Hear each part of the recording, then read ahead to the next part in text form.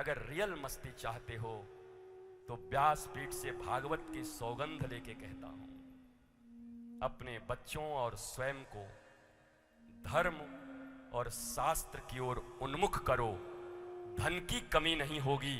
धन तो, अरे हमारे शास्त्रों में धन की इतनी विधियां बताई गई हैं, हमारे शास्त्रों में सुंदर विवाह की इतनी नीतियां बताई गई हैं, हमारे शास्त्रों में पूर्णतः स्वस्थ रहने की जो विधियां बताई गई हैं, और डॉक्टरों के पास भी नहीं, WHO के पास नहीं, एलोपैथ के पास नहीं।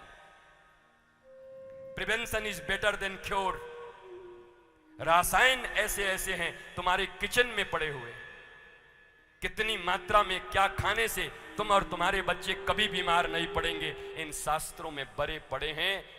जिंदगी में जितना कमाते नहीं उतना डॉक्टरों को देकर के लुटाते हो भिखारियों की तरह, नंबर पे नंबर लगाए रहते हो और रोग पे रोग बढ़ते रहते। पहले बीपी था, फिर किडनी गई, आंख में कम दिखने लगा, उसके बाद भी बुद्धि नहीं बदल रही है। क्यों? क्योंकि धर्म मुफ्त में मिलता है, कथा मुफ्त में मिलती है। फ्री में कोई आया है कथा करने के लिए।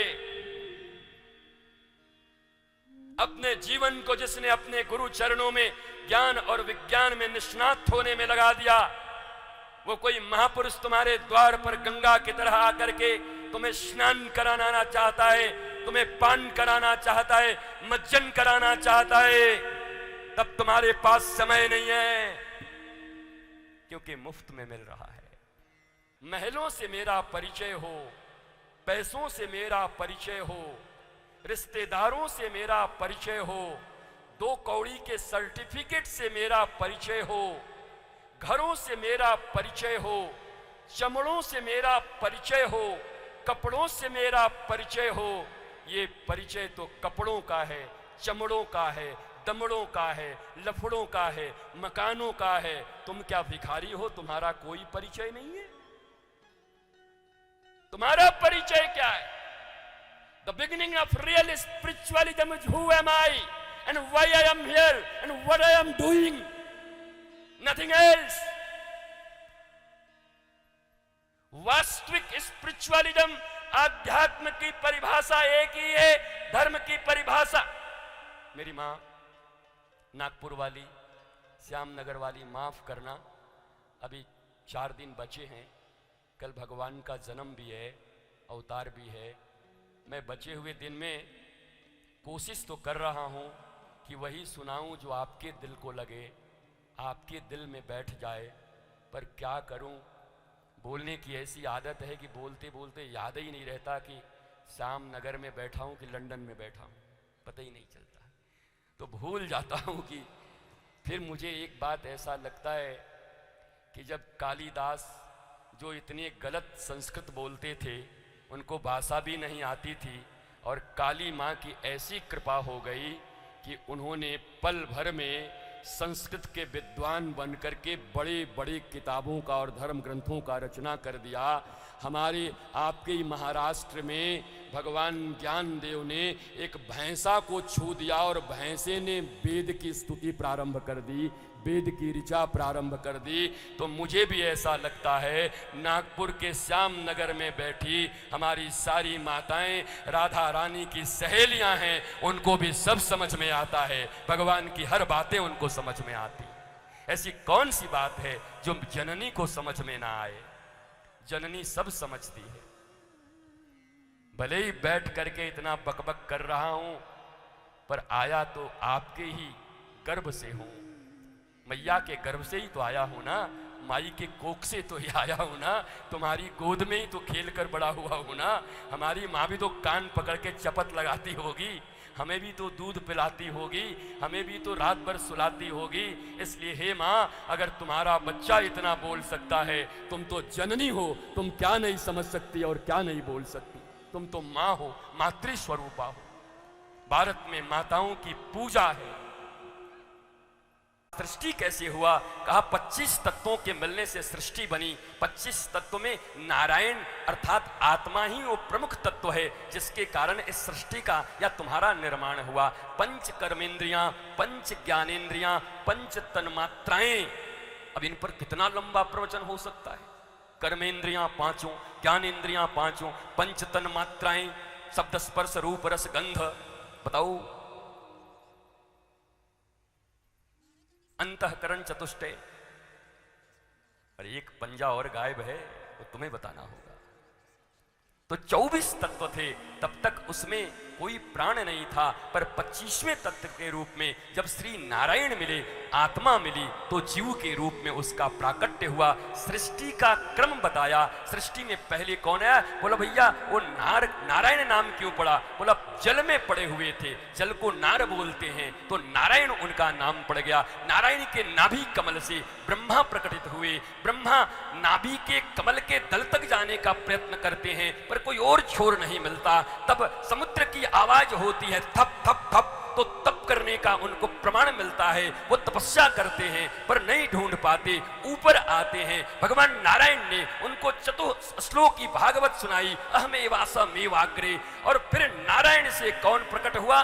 ब्रह्मा नाभि कमल से। ब्रह्मा से कौन प्रकट हुए? पहले अयोनिज सृष्टि उन्होंने की, सनत कुमारों को किया, नारद जी का हुआ। उसके बाद मनु और शतरूपा का प्राकट्य किया, अपने ही शरीर की छाया को दो भागों में करके। ये पहली मैथुनी सृष्टि करने वाले लोग हैं जिसके ऊपर आज इतना विवाद हो रहा है। एडम थे कि मनु शतरूपा थे कि आदम थे, इसके ऊपर विवाद चल रहा है। वो कहते हैं पहला आदम आया। उनको ये पता ही नहीं है कि नारायण के नाभि से ब्रह्मा का उद्भव हुआ, ब्रह्मा के छाया से ये मनु और शतरूपा का उदय हुआ।